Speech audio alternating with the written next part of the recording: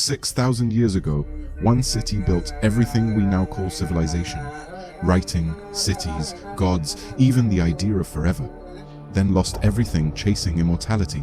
It's a real mystery of human civilization. Today, all that remains of Uruk bakes under a hot, sunny place called Erech, a silent ruin of mud bricks. But 6,000 years back, this was a super important city like the middle of the whole world. A busy city with lots of people living near a big river called the Euphrates. So many people lived there, maybe 50,000 to 80,000. It was the biggest city on Earth back then. Uruk was not just a big city, it was the first city that showed us how to live together. Here, people learned to write, plan cities, build with big stones, and make tall temples called Ziggurats. We know about Uruk because they wrote their stories. They told the tale of Gilgamesh, a strong king who wanted to live forever. But their story is deep. It has gods who fought, rivers of beer, and a way to count everything that lasted for 3,000 years. Come with us. We will dig deep into the sand and secrets of Uruk. This is where the wish to live forever ended, with a sad, long sleep. Please click like on this video now, and watch to the end to find out why Uruk eventually fell apart. The Twin Cities and the Divine Blueprint. Uruk City wasn't built all at once. It started as two small towns near a big river. Their names were Kalaba and Iana. Kalaba was like the heart of the spirit. People there prayed to a strong god named Anu, the powerful Sumerian sky god. It felt like the sky touched the ground in Kalaba. Just a short distance away, Iana was busy. It was where people made things and made plans. They loved Inanna, a goddess who was about love, having babies, and also really big fights. Around 6,000 years ago, these two towns, one for spirits and one for making things, slowly became one. This unification, built on the advanced agricultural foundations left by the earlier Ubade culture, was the moment urban life truly began. This city was special because it was built not just on land, but for the gods. Inanna and Anu weren't just figures in a temple. They were the foundation of the state, controlling everything from the grain harvest to the fate of the king. And this new city, Uruk, was ready to become super big. The scale of the impossible. The White Temple was for a god named Anu, would have towered 40 feet above the flat plain, visible for miles, even over the great defensive walls.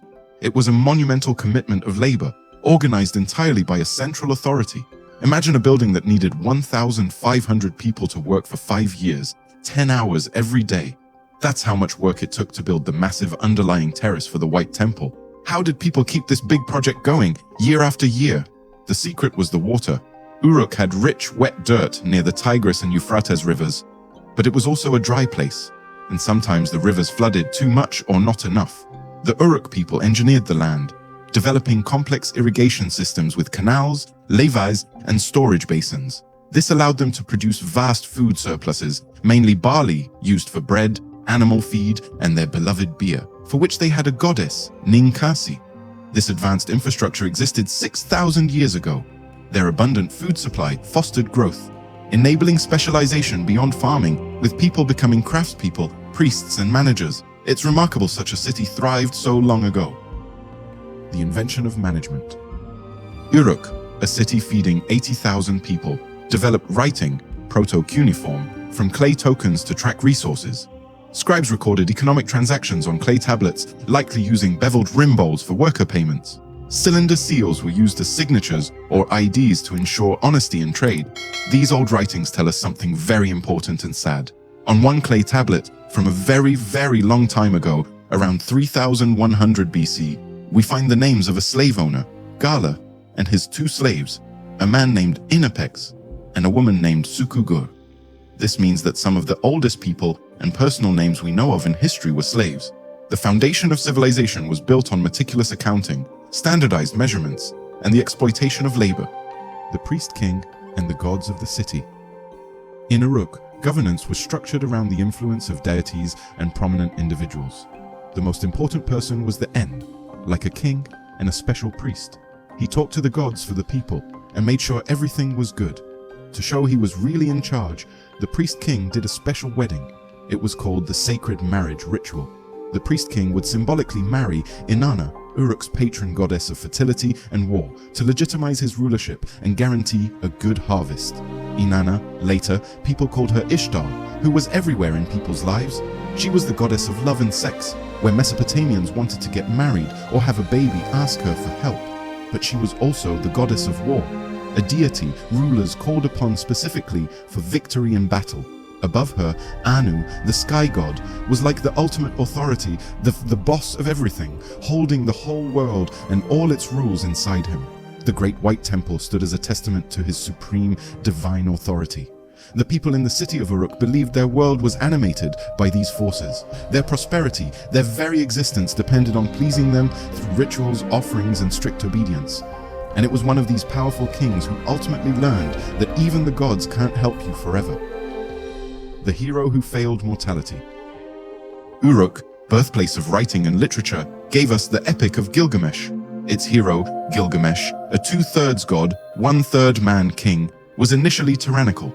The gods created Enkidu, a wild man, to challenge him, who became his loyal companion after a fierce struggle. They achieved great feats, slaying the guardian of the cedar forest and defeating the bull of heaven. However, their defiance angered the gods, and Enkidu was chosen to die.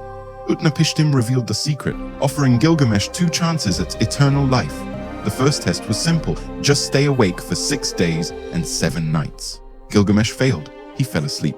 For the second chance, Utnapishtim told him of a special plant that could restore youth located at the bottom of the sea. Gilgamesh retrieved the plant. Victory was within his grasp. But as he slept on his journey home, a snake stole the plant and gained immortality for itself. Both chances were lost. Gilgamesh returned to Uruk, a broken man, realizing the only true immortality was the legacy of his deeds and the colossal city he had built. He eventually died, passing away from natural old age. This story, written on tablets found in his own city, tells us that the pursuit of eternal life often only emphasizes the cruel reality of human limitations. The end of everything. Uruk was super smart, so its eventual downfall was even more tragic. After hundreds of years of relentless warfare with rival city-states, Uruk eventually fell to Sargon of Akkad, losing its political independence. But that was only part of the problem. The greatest enemy of Uruk was the earth itself. The intensive irrigation that had sustained their massive population for millennia eventually poisoned the soil. By around 2250 BC, a severe drought combined with the long-term effects of salinization, the relentless buildup of salt in the fields, devastated agriculture. Grain yield plummeted by as much as 65%. The fertile heartland turned into barren grazing pastures. Uruk endured for 2 millennia, surviving various empires while its temples, particularly the Eanna, retained religious significance. However, under Sasanian rule, Uruk declined as the Euphrates shifted, depriving the city of water.